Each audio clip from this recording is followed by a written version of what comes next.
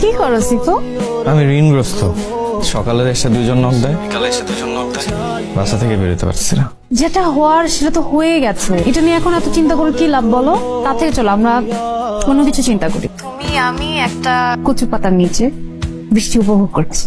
Isn't it romantic?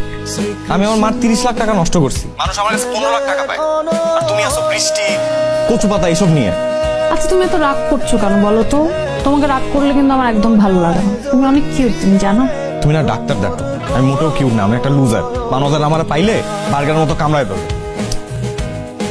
বাবার পেনশনের টাকা পায়, কাটাকাটি হয়ে যায় আর কি। 3 বেলা খাওয়া দাওয়া? কি জানতে চাইতেছো? 3 বেলা খেতে পারো কিনা? পারি। তাহলে তুমি আমাকে বিয়ে করে ফেলো। মানে মানে আমরা বিয়ে করব, কাজী 1000, কাবিন 1000, মিষ্টি, বিরিয়ানি, রিক্সা ভাড়া, সাক্ষী সবকিছু মিলে ধরো 5-7 হাজার টাকার মধ্যে হয়ে যাবে। নিজেই খাইতে পাই না। তুমি আমাকে এখন বলছো তুমি 3 বেলা খেতে পারো। আরে বাবা, ভাত খাওয়া আর বিয়ে করা এক নাকি? বিয়ে করে তোমাকে খাওয়াবো কি আমি? বেগুন ভর্তা আর ডাল খাওয়াবা। মাঝে মাঝে ডিম হলেও চলবে, পারবে না? না, পারবো না। দেখো আমার চাহিদা কম, আমার হাত খরচ অনেক কম।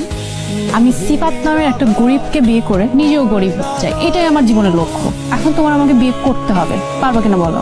সেটা কি মার সাথে কথা বলে দিই? আমাদের সময় এরকম হইতো, ছেলের পকেটে টাকা না থাকলে বাপ মা ধরে বিয়ে করায় দিত।